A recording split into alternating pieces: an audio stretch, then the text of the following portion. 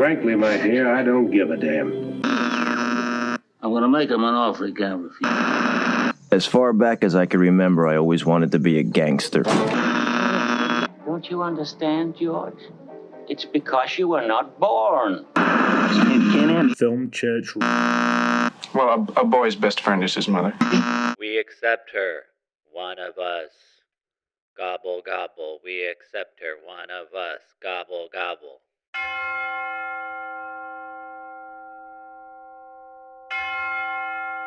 Hello, and welcome to Film Church Radio, the podcast that treats cinema as a religion. It's Sunday, I'm Lewis. And I'm not Lewis, I'm Brendan. And we are here to talk about movies. Each week, Brandon and I alternate picking a film for us both to watch and discuss. This week, I picked the infamous 1932 horror film Freaks, directed by Tod Browning. Recently presented in a brand new Criterion box set celebrating freaky films from Browning. I'd watched it a long time ago, really wanted to go back to it, and thought you would really dig it, Brandon. So that is why I picked it. If you want to hear what we're going to be watching next week, stick around for the end of the show, and Brandon will be telling us. Can't wait to find out what it is. So stick around and we'll find out together.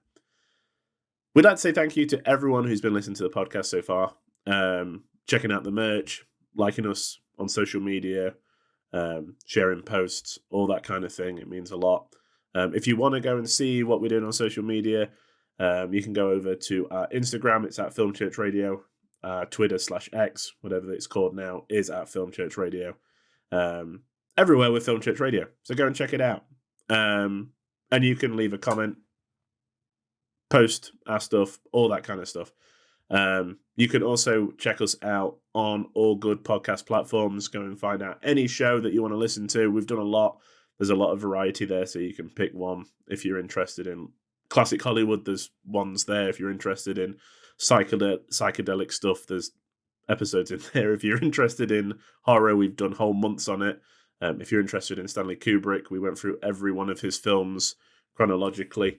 So you can go and check those out too. That would be great. And there's also stuff on our YouTube as well.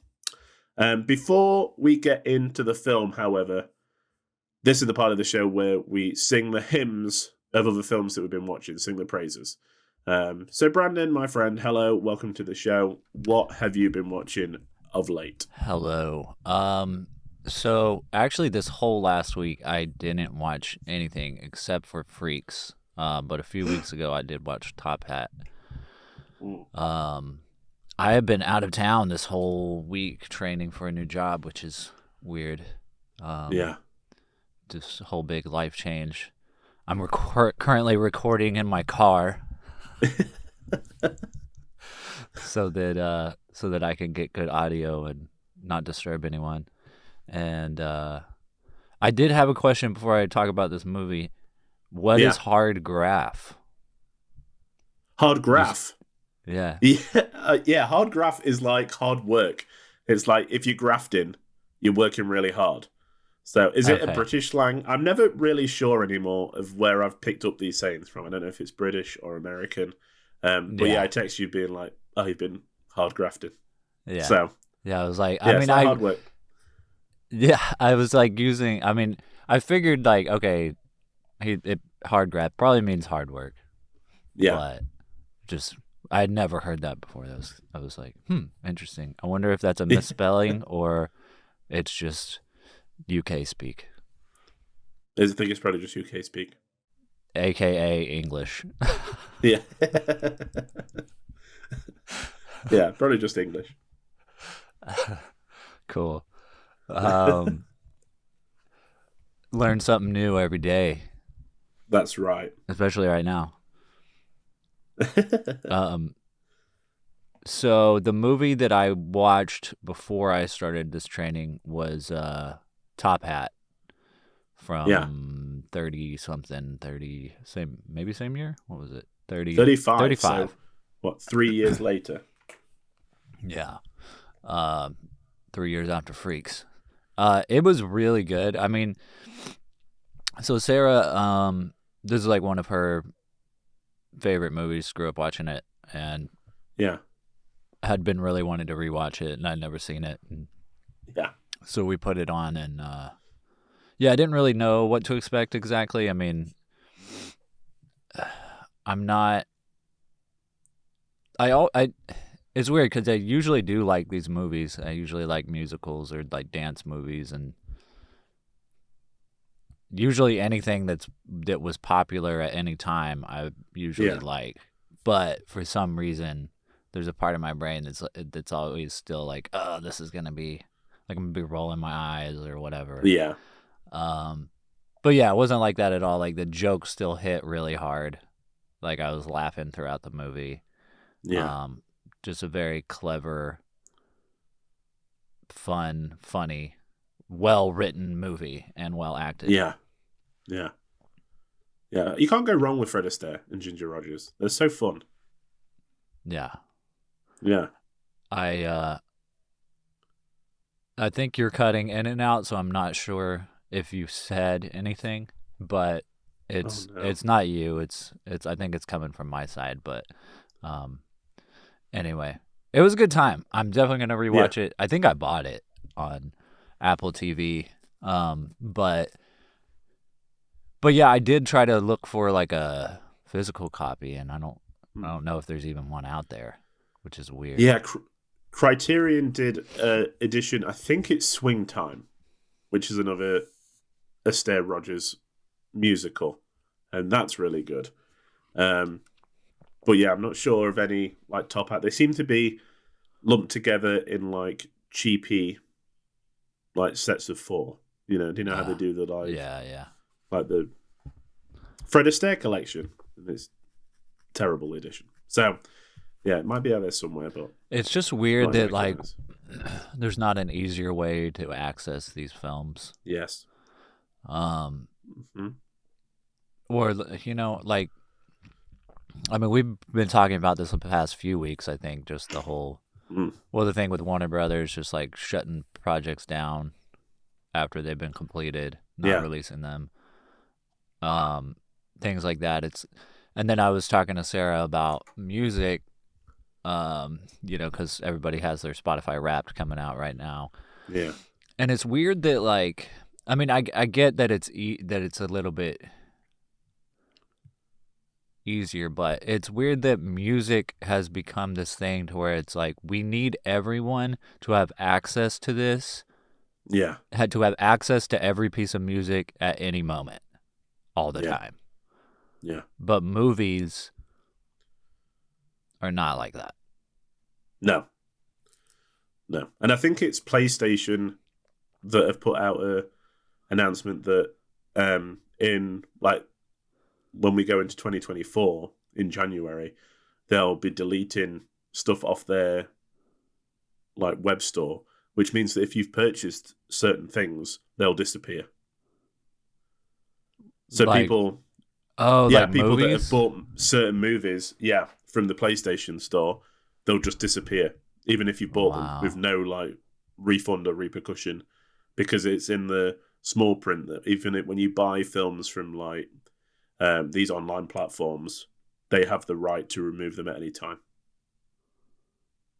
That's crazy.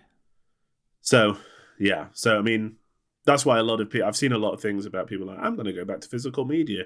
It's like, yeah, you should. Yeah. Definitely. If you want these films to survive, do it, you know? Yeah, that's wild. Yeah. Because no one's ever going to come around your house and be like, hey, I need to take that freak set away from you. Yeah, exactly. That's mine. Maybe we could maybe we could make like a I don't know, like a public service announcement video, short film about like letting people know what's going Paramount on. coming by your house, you know, taking your physical media as a metaphor for what they're actually doing. Yeah, the dystopian future to come. Yeah. So public service announcement: buy physical media whenever you can. If you have the money to buy it, it's worth it. So yeah, that was it for me. Top hat. Dancing cheek to cheek. Yeah. I like the way that Fred Astaire moves his legs, which sounds weird, but it's mesmerizing. Yeah. I want to very dance cool. butt cheek to butt cheek with him.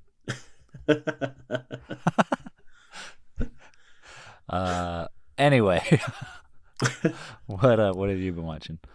Well, I'll keep it in the 30s, seeing as, we've got Freaks, Top Hat. I watched Grand Illusion from 1937, directed by Jean Renoir, a French film, often in like the greatest films of all time list, but I've been on a bit of a Eric von Stroheim kick in recent weeks. My words are just getting tangled today. So he's in it, and I wanted to watch it. So I sat down and watched it, and it is amazing. I mean, it's very much deserves to be in the conversation about prisoner of war in the First World War, made just before the Second. French prisoners of war, and they're like just trying to escape and kind of get on with it.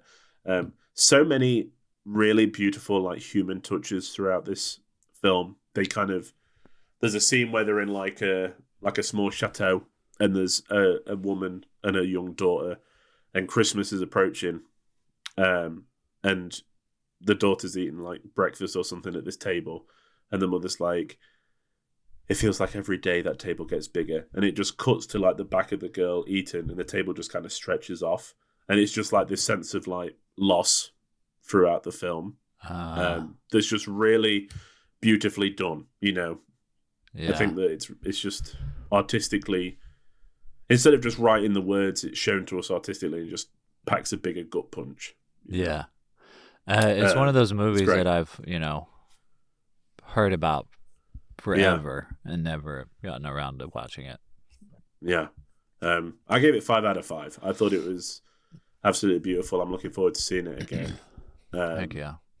Earliest opportunity, hopefully. And then another film that I gave 5 out of 5 to was Past Lives from this year. Kind of came back into cinemas for one night here in England, so I decided to go and see it because I missed it on its first release. From first-time filmmaker. It is beautiful. And I know you've seen it, and I absolutely loved it. I thought it was very touching and moving, and a really important film about people being moved to different countries, emigrating and what they lose in that process, even though it is quote unquote for a better world, better life. They still lose something of themselves in that process, and it's really beautiful. Yeah. And I'm glad I've seen it. Yeah, I did watch it, and I did like it. It was late at night, and I think we went to like an 11 p.m. show. So I kind of drifted through the movie, I would say. Not drifted to sleep, but just kind of, drifted in and out of it. Not in the perfect headspace to kind of be moved. Yeah. But I did enjoy it. I thought it was really good. Yeah. I didn't give it 5 out of 5 though. Yeah. It was one of those films where and I wrote in my review on Letterboxd, but I went with my wife to see it because she's a fan of films. Yeah. Just a weird way to put it. But she in the car on the way home, we were still kind of talking about it and like deeply moved by it. And she just looked at me and like with tears streaming down her face and was just like, I really loved it. Wow. And I was like, yeah, I could, it just hit right for us, I think. Yeah. So it was awesome. Yeah, dude. It's different. Yes. I think also with Chelsea moving from the US to here, it's not the same, obviously. No. Yeah. But like watching it after we're kind of starting to get a bit settled now and like everything's calming down, there's some relatability there, which I didn't really think about until right now. So yeah, I that's can why it's definitely important see. to talk about movies. Yeah. Sorry, you cut out a little bit, so I didn't hear everything you said, but yeah, in terms of like, Well, both of you guys' experience, you both have experienced moving Yeah. to another country. So even though it's not the same, exactly, I'm sure there's little hints of things that you can relate to Yeah. enough to the, I guess project your experience onto the movie 100%. and Yeah. live in this person's shoes for a bit. Yeah, definitely. Yeah, it's good. If you get a chance, I would recommend going to see it. You'll probably be hearing a lot if you're interested in like the top films of the year, because I've seen it pop up already like a few times. So, and maybe some Oscar buzz, early Oscar buzz, which would be interesting. Who is Oscar Buzz? He's a little bee that works for the Academy. He's like, have you seen Martin Short's Jiminy, whatever his name is, the interviewer character that he Jiminy has? Cricket? It's not. I don't think it's Jiminy Cricket. No. I was going to say Jiminy Cricket. It's Jiminy something, but it's Martin Short wearing like a fat suit and interviewing celebrities in like ridiculous ways. Nice. It's really funny. You should check it out. What But is- that's who Oscar Buzz is. He's like a bee, but kind of like that. Oh, okay, gotcha. Nice. So, yeah, he might be presenting our Oscar episode if we do it again this year. But that's all I've watched apart from our feature presentation.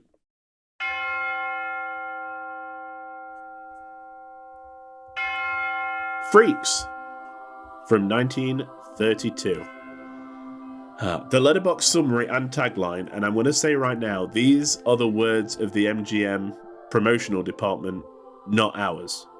So the letterbox summary and review is the love story of a siren, a giant, and a dwarf.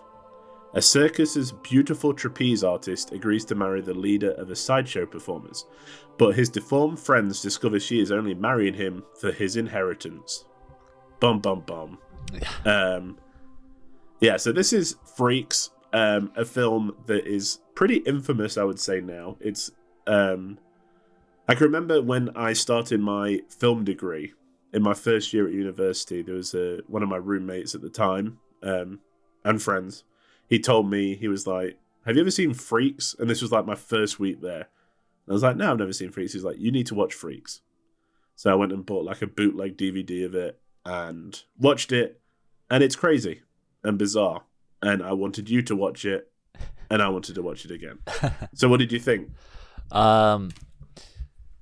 Yeah, I really enjoyed it. It did make me really uncomfortable, which I think the movie is supposed to do. Yeah. As the movie goes on, in the beginning, I think you are supposed to feel pretty uncomfortable, but then as the movie goes on, you start to kind of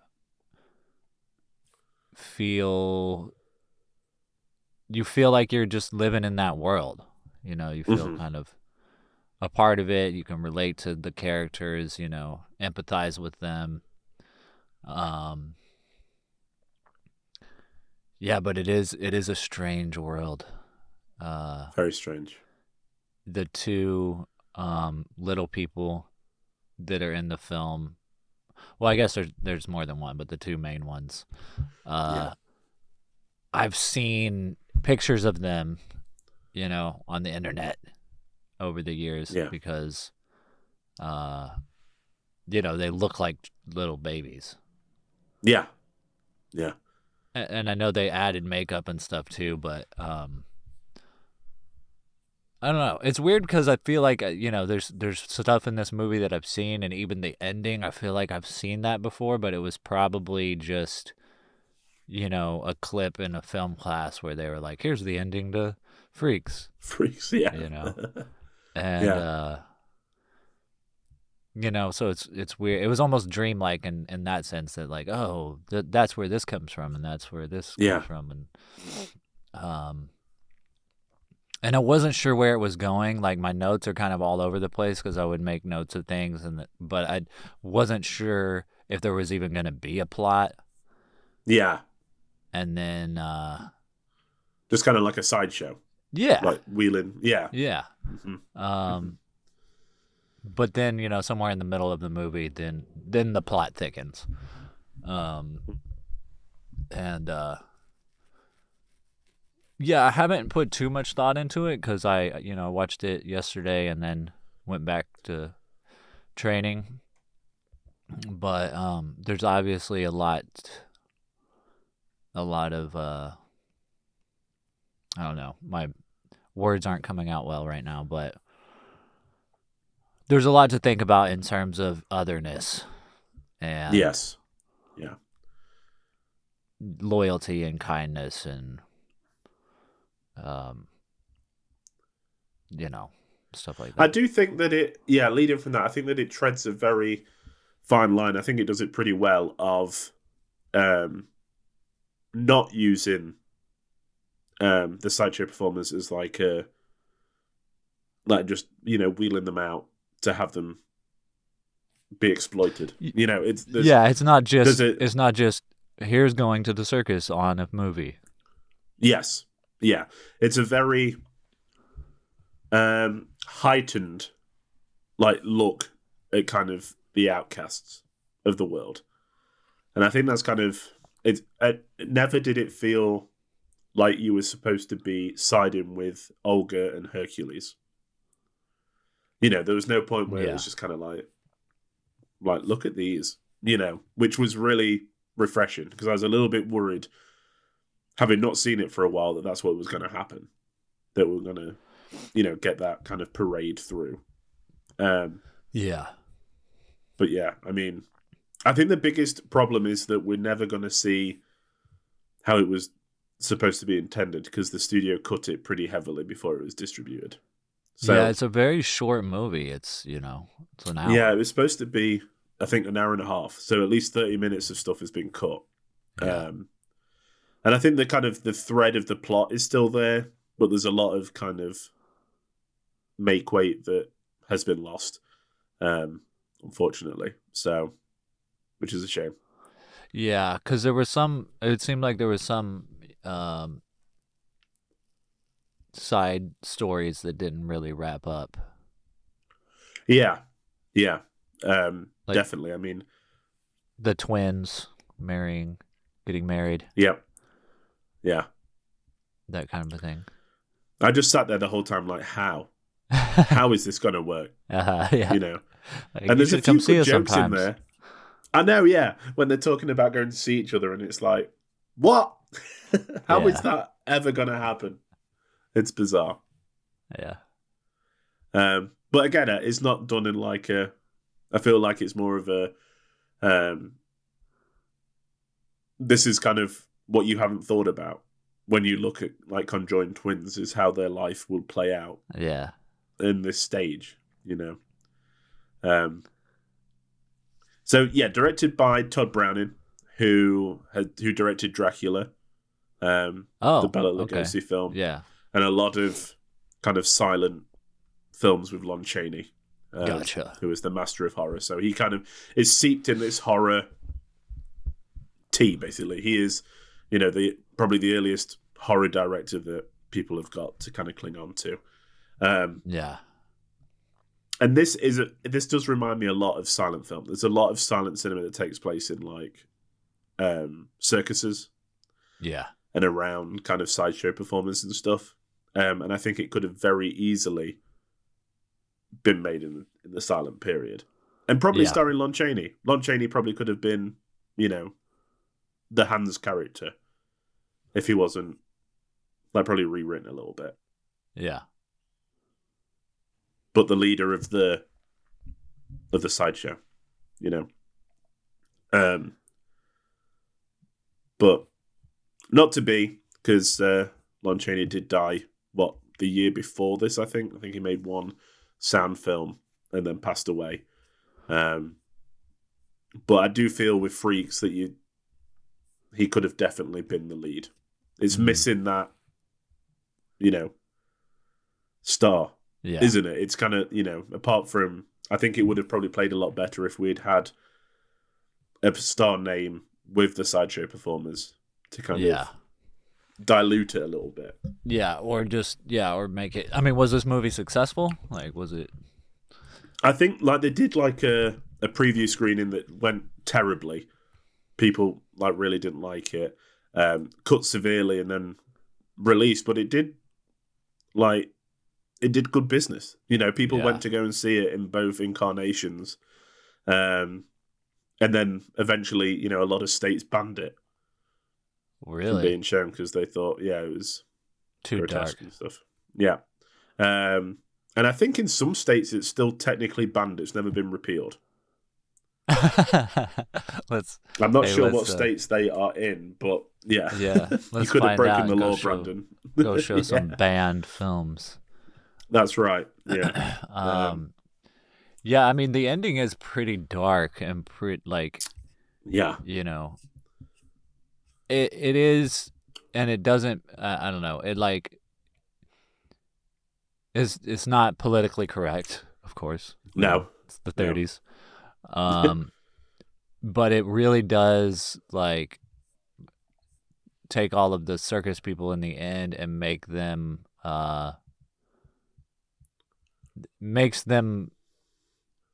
it leans into the monster aspect, I guess.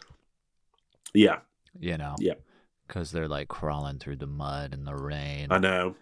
Yeah.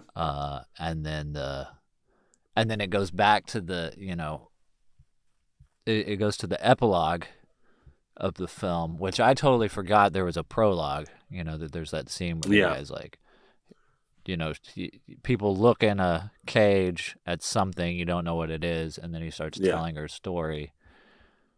And immediately I forget that he's telling a story. We watch the whole movie, then it goes back and he's wrapping it up, and then it cuts back to the woman and she's deformed. Yeah, chicken lady. Yeah. Which is pretty dark. It is very dark, and also how. Yeah. I'm not sure how that happened or how that would happen. Yeah. But yeah, she's a chicken lady. And in the original cut, Hercules, I mean, we presume that he dies because he gets a knife thrown at him and stuff. But in the original version, he's been castrated. He's still alive, he's just been castrated. So that's been cut. Yeah. But that's how it would end for Hercules. Yeah, it's kind of like that, I don't know, the ending to Tusk. It's okay. Yeah. How would that exactly. work? You're just oh, okay. Yeah. I guess she got what she deserved. Yeah. Who knows? I mean, she's still doing what she loves. Yeah, she's still performing. Yeah. She might even be more popular now. Yeah, probably. More people paying to see her. The thing that I am most upset about that's being cut is about halfway through we see the living torso light a cigarette without arms, which is badass. Worth the admission price. Yeah, that was cool. But the original cut had him rolling the cigarette as well. What? Yeah, that conversation would be him rolling the cigarette, and then they cut that bit and just showed him lighting it. Damn. I have no idea how it would happen. I mean, he's very precise. Yeah. It's pretty amazing. Yeah, it is. Yeah. But I mean, that's what he's got to work with. He's got to make it work. Yeah, exactly. People like that are amazing. I know. He just gets on with it and does it. Yeah. Yeah. I can't even roll a cigarette with my hands. Yeah, I know. Yeah, let alone without. Yeah. If I was being critical, it looked a bit loose, but you can't have everything. It makes it easier for the smoke to pass through if it's looser. Yeah.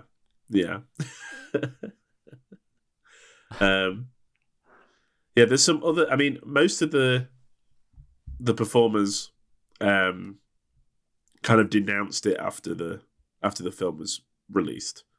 So Really? The bearded lady who's in it for 30 seconds, and a lot of other people were yeah, I shouldn't have done it.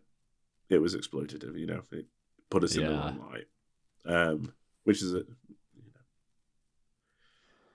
is bad, I guess. It's not easy it's not easy to tell this story without having an element of, circus. Like, look at this. Yeah, I mean, the circus in general is like, I feel like is going to put people in a bad light. I mean, it's the whole concept of it is kind of already effed up. So like, Yeah. What are you going to do? I know if you take that, like, the kind of that nature out of it, it's a very mundane story about a woman marrying a man for his inheritance. Yeah. Which we've seen a million times, and trying to poison him, which is pretty dark too. Yeah. It's there's not much to it apart from that. And I wonder, if, like you said with the side stories, if there'd be anything kind of going on that would have enhanced the narrative a little bit. Yeah. From the cut version. Potentially. I mean, I liked I'm sorry, I can't remember anybody's names, but the little man that she marries when he's in bed, and then his friends are in the room, and yeah, he's like, give me that little bottle, and then his friend, like, one of them pulls out a knife and he just starts like polishing it, and the other guy pulls out a gun and he's like polishing it. Yeah. Intimidating. They just like pull it out and they're like, I'm just polishing my knife over here in the corner. Yeah. Nothing to see here. It's such a movie thing to do. I know. Yeah. I don't think has anyone ever polished a gun before they fired it? Has it ever been someone pulled it out, polished it, and then shot? Yeah, it's got to look its best when it fires this bullet. Oh dear. Yeah, so that is Harry Earls, who had worked with Tod Browning before in The Unholy Three in 1925, where there's there's an Unholy Three. So there's Lon Chaney, him, and someone else who I've forgotten. Maybe he's called Hercules as well, I'm not quite sure. And they kind of they take on personas to like rob people. So Lon Chaney is a ventriloquist and he dresses up as an old woman. Hercules is the strong man, and I think he's just like an assistant. I'm not sure. But then Harry Earl plays like a baby. So he is like in it as, a little person in, again, a circus, but in the disguise, he is used as like a baby. So he crawls around a lot and like is pushed around in prams and things. Yeah. So that's probably, I would say, because that is 1925, so that could have started the process of this. Yeah. That, kind of nugget of an idea. And his girlfriend, Frida, who is the same size as him, she is actually his sister in real life. Oh, okay. Even though they're being like, as a couple. Yeah. That's why it's very kind of, when you watch it again, then you watch it through that lens, you're going to be like, yeah, they're very siblingy. There's no kind of, holding hands or anything like that. It's just like no romance. Yeah, just for the cameras. Because they do look exactly the same as well. Yeah. So. Well, yeah, and too, I was thinking as the movie was going on, like, how would you ever... I mean, he's already asked her to marry him. They say that in the beginning. But then he immediately is just attracted to other, pursuing other women. Yeah. And I'm just like, bro, why would you ever, like, she's the only person in the world for you. Yeah. She is the most beautiful big woman I've ever seen, I think. Or something like that is the line. Yeah. Oh, dear. I was going to say I should start just referring to everyone who's not a little person as a big person, but then that would get really offensive really quickly. Probably best to leave it, yeah. It is amazing to see some things on camera, though. We've already talked about the living torso, but the armless girl, as she's billed, who kind of uses her feet to drink and everything. Oh yeah, That's always incredible to watch. Yeah. And Johnny lots of Eck, sprinkles of things. yeah, as the half boy who like runs on his hands. Yeah. Yeah. Yeah. It's good stuff. Yeah. Sorry, I don't have more to say, but I mean, There's not. I don't think there's a whole lot to kind of unpick about the plot. You know, it's like we've said, it's a very mundane story. Really, it's only really gets kind of very, very dark in that last 15 minutes when they are crawling through the mud and you know people can't get away. I did enjoy that the kind of the aesthetic of that, like the rain and the wagons falling over and stuff like that. That looked really cool. Yeah, and was better than just like a backstage of a circus where the rest of the whole set. Sorry, I didn't mean to interrupt you. No, that whole sequence of the wagons, you know, running through the rain. I was just like, guys, just stop. Yeah, wait for the rain to stop. Wait for daytime. Yeah. What are you guys doing out here? Got to get to the next city. They're playing new cities every day, I guess. So they got to get to the next city. But travel in the day, circus at night. Yeah. Yeah. Well, that would work better. You know, maybe you'd still have a trapeze artist and not a chicken woman. Yeah. But have you ever been to a circus? Not willingly, I don't think. I probably would have gone when I was a child, but I wouldn't choose to go anymore. Yeah, for sure. I'm not. Yeah, I don't. I mean, are they still viable? Are they still like not really profitable? Like that? There's like Circus Olay or whatever. Yeah. Right, and yeah, I mean that would be fun because it's a lot of people just like twirling and stuff in it. Yeah. But I don't think I doubt the traditional sense of how to dumb it down enough. It's just a lot of people twirling.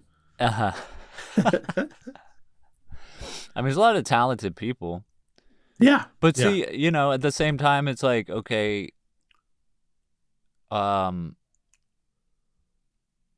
you know, how much did that affect the, you know, people who are considered like others in our society? How much did that affect their ability to be performers or like make an income?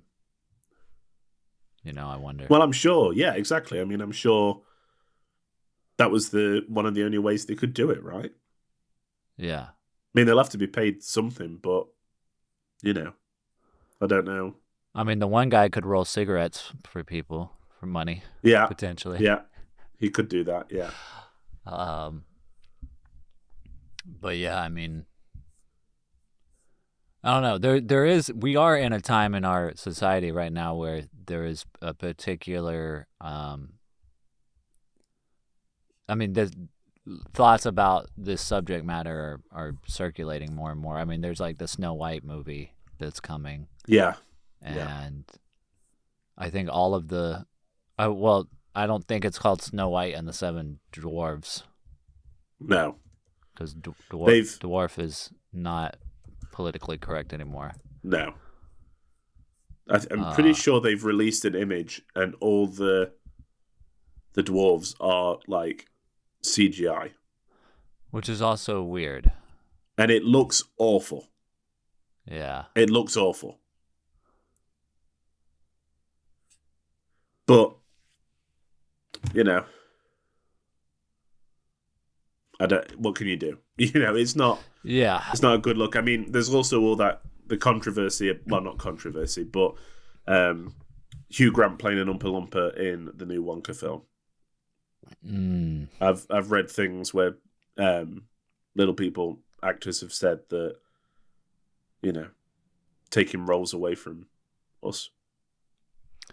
Yeah, exactly. Because I mean, I'm sure there's a ton of people who want those roles. Yeah, but it's just weird that like the studios, I think from the studio's perspective or a filmmaker's perspective, like it's a lose-lose situation. It's like someone's gonna get mad about something no matter what you do. Well, that's it. Yeah, if you had cast a little person, it would have been like, oh, you're only casting them in parts like Oompa Loompas. Yeah. You know, and it's like, well, there's no middle ground at the moment. There's no, you know, I don't know. Well, and also for someone like Peter Dinklage to rise to such stardom, within the last 10 years, you know, I'm sure it's also inspiring for a lot of little people, and that's the ideal. I'm sure. And I mean, he's playing parts where they don't really acknowledge his. Yeah, it's not his character to be, you know, a little person. That's not the character he's playing. It could be anything. You know, he's just playing a part, which is how it should be. Yeah, exactly. We have to kind of people. You know, I'm a big believer that people don't have to play themselves on film. They can play to a point anything, you know, and that can go both ways, I think. Yeah, for sure. It's interesting. Yeah. I'm not sure. We're in a weird time. I mean, this is like a bigger than us topic. I don't think that. Oh yeah, I mean, it takes a lot of we're time not gonna, and effort to kind of sort this out. Yeah, we're not going to solve any problems here, but just curious. No. I do remember going to a circus as a kid somewhere in Dallas.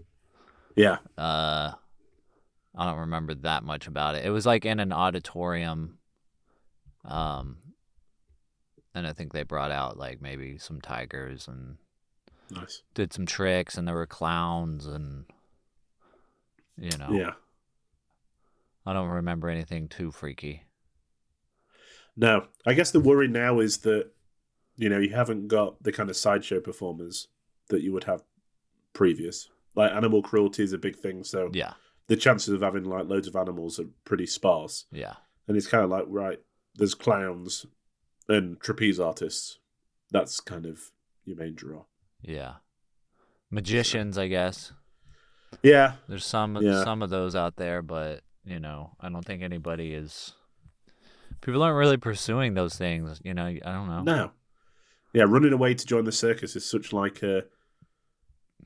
I don't know, like a beautiful feel, like, you know, conjures images of like fantastic places and meeting crazy people and stuff like that. They do. There are like fairs that they have, at least here in America. Yeah, like people will still do fair, like the Dallas Fair, State Fair, the State Fair. Yeah, that was a big thing. Yeah, you know, obviously not. Most of it is food and vendors now. Yeah, but you know, there are like small town fairs that'll pop up around here in Texas, with like rides and stuff. I guess they did have rides at the State Fair. Yeah, and like games, big Ferris wheel. Yeah, but anyway, yeah, I don't think I'd ever go to a circus again. Yeah, I think it's something that interests me. I mean, what if it was like, what if it was like stepping into another time? Of like, hey, here's a circus tent that you can go to and experience like an old school circus kind of experience. I guess it would still be hard to do because you said, animal cruelty is. Yeah. You know. Still, I don't. There's still not that many draws to it. Yeah. For me, I'm not like there's nothing there that I'd be like, wow, I need to see that. You know, I've seen Freaks, I've seen Nightmare Alley, you know, I've seen the James Bond film Octopussy. They're the only circuses I need. So I don't need to go and see anything else. Yeah. What about you? If there was like a, you know, we're throwing it back to the turn of the century, come and see a real life circus. Probably just to see what it was like. Yeah. I don't know. I mean, I think I would be more interested in seeing like a vaudeville show. Yeah. But that's kind of the same thing too. In some ways, you know. Yeah, I guess so. But Yeah. I always think about this as like, would I rush out to go and get a ticket? And the answer to nearly everything would be no. But like, if it was on and everyone else was going, yeah, I'd go. But sorry, you cut out. that's okay. That's all right. I don't think I was saying anything. Well, we could probably wrap this up, I guess, if you want. I know it's a shorter show, but Yeah. Let's guess what we rated it on Letterboxd then. Let's do it. I think you probably rated it. I don't know. I don't think it's a 5 out of 5, but no. I think maybe 4.5 out of 5.